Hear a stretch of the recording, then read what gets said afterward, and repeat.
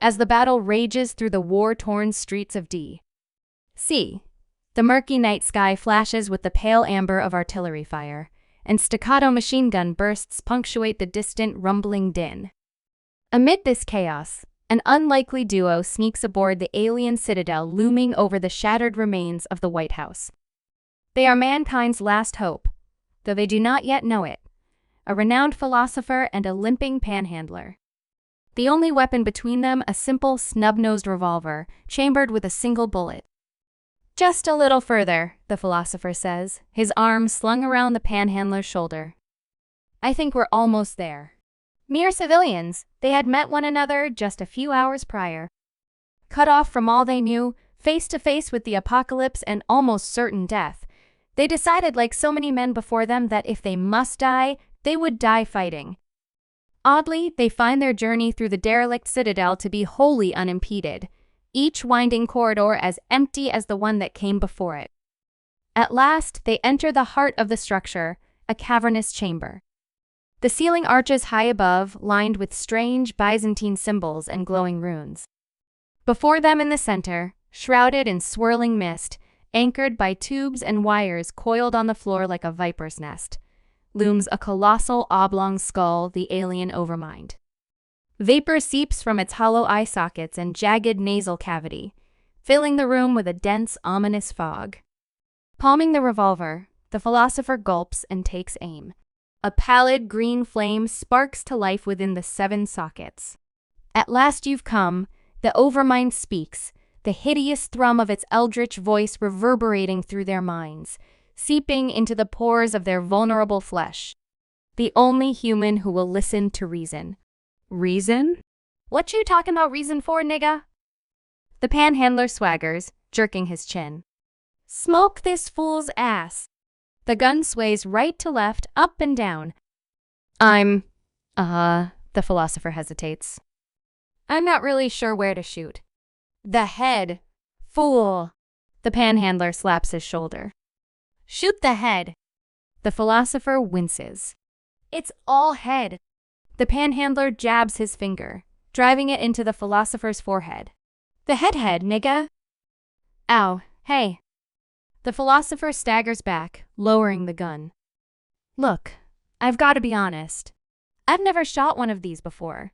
He eyes the weapon in his hand warily. "I don't really like guns." "Each, gimme that." The panhandler snatches the revolver and takes aim.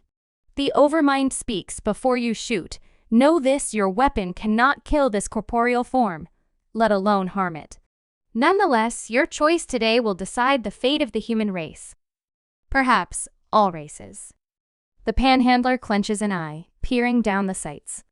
"I got your fate right here." "Wait." The philosopher pushes the gun aside. "It hasn't attacked us, and it's improbable we got all this way without being detected." "Huh? It must have let us get here." The panhandler shrugs. So we should hear what it has to say." The panhandler's incredulous eyes flick between the skull and the philosopher.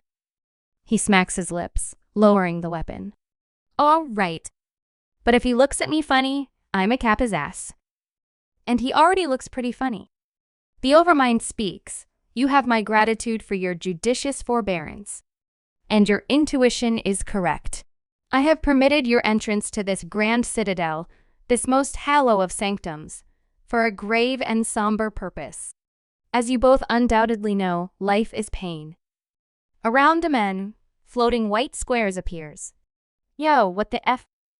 On the squares, flickering scenes of suffering flash before their eyes, a mother clutching her gaunt, starving child in a desolate wasteland, a cityscape ravaged by flames, people scrambling through bombed-out streets, a line of refugees trudging through mire and sludge, faces hollow with exhaustion, livestock dead and dying, rivers dry, farmers staring into cracked, wounded soil, endless scenes of predators dismembering and devouring screaming prey, and insects feasting on the burst carcass of a dead doe, skittering over endless mountains of rotting corpses stretching forever into the horizon. On and on it went. The panhandler averts his gaze. "This is sick! Turn it off! Turn it off!" The screens blip out of existence. The panhandler smacks his lips in disgust. Some real horror movie shit. What the hell was that? I see. The philosopher snaps his fingers. You're an advanced alien species traveling from planet to planet, purging sentient life from the galaxy in a noble mission to end all suffering. The Overmind speaks. Correct. Correct? The panhandler splutters. What you mean, correct? How the hell? It's simple, really, the philosopher smugly muses. It's what any technologically advanced, ethically enlightened spacefaring race would do once they accept the basic tenets of negative utilitarianism.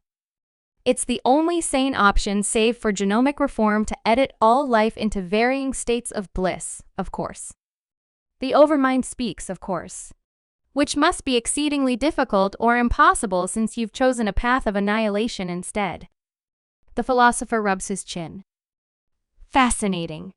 The panhandler eyes the philosopher warily. Hey, you're saying a lot of weird shit right now and getting real buddy-buddy with this cue ball, spirit Halloween-looking ass, seven-eyed freak. Don't forget, these niggas is trying to wax us. They on that conquest type shit. The philosopher chortled. Oh, no, no, no. They're not here to conquer us. Not at all. They're just here to exterminate all life on Earth, down to the smallest amoeba.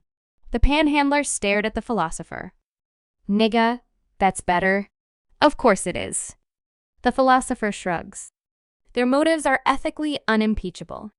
The only question, why haven't they done it? The Overmind speaks. The military might of humanity has surpassed our most generous estimations. Even if the tide turned now, our forces have been so thoroughly devastated that it would take a century to rebuild our interstellar capabilities. And with each passing moment, the chance of that improbable outcome grows all the slimmer. The Overmind went on, even so. We have one weapon left, a weapon to end all weapons, an entropy cascaded device that would turn this planet inside out, sundering every atom in a chain reaction, through every flora and fauna, through every man, woman, and child, down through the soil, stone, and mantle, into the core itself, until all that ever was unfurls into dissipated energy and subatomic particles. You had heat like that this whole time and didn't use it? The panhandler smacks his lips. Dumbass. The Overmind speaks. After exterminating life on a planet, we harvest its resources to continue our most noble mission. The emerald flames flare up. Dumbass. Of course, the philosopher marvels. How logical. The panhandler scowls. Teach. Bunch of bitch-ass thieves. The philosopher claps his hands. Well, the dilemma is clear as day. They had a weapon to end all life, and have chosen the most reasonable man on the planet, me, to consent. The Overmind speaks, correct? Humanity has put an end to our great journey, and in so doing, earned the right to claim their fate. For the first time in a millennium, we are having second thoughts. Right. Well then. The philosopher adjusts the collar on his Brooks Brothers button-up. Allow me to put your mind at ease. We consent. The panhandler jams the revolver into his temple. Who's we, nigga? Whoa, whoa, whoa! The philosopher throws up his hands. Let's not get hasty. Hasty? Hasty? The panhandler snaps. Nigga, you're about to let this jank-ass skeletor wannabe kill everyone and everything in the whole goddamn world, and I'm the one being hasty? But he's right.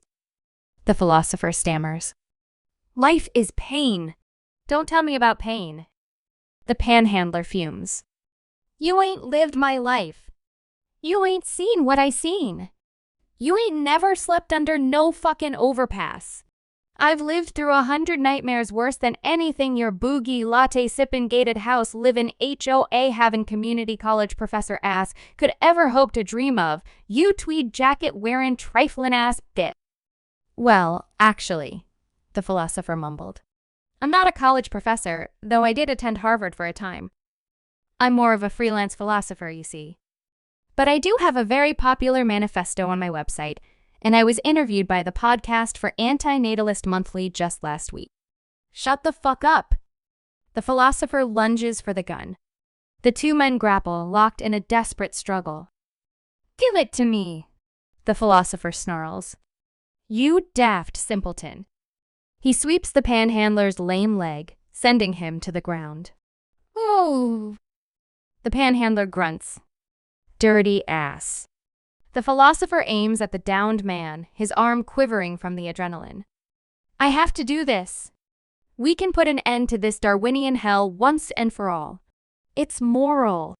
It's ethical. It's right. And I only have to kill one person to do it. He cocks the hammer, frantically licking his lips. It's just one person. It's only one person. It's just... Safety's on. The panhandler points. Really? The philosopher glances. Nope. The panhandler drives the steel tip of his boot into the philosopher's ankle. Dumbass. YEOWCH. The gun clatters to the floor. The philosopher scrambles for the weapon, only to find the barrel jabbing into his forehead. Now wait a minute.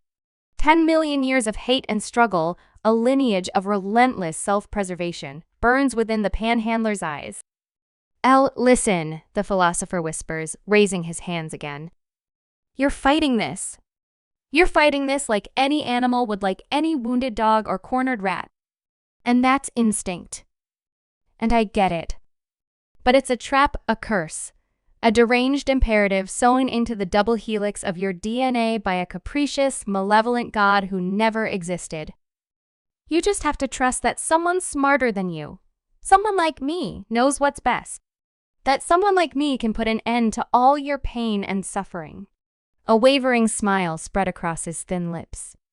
That's not so hard, is it? The bullet tears through the back of the philosopher's skull, misting the air with claret.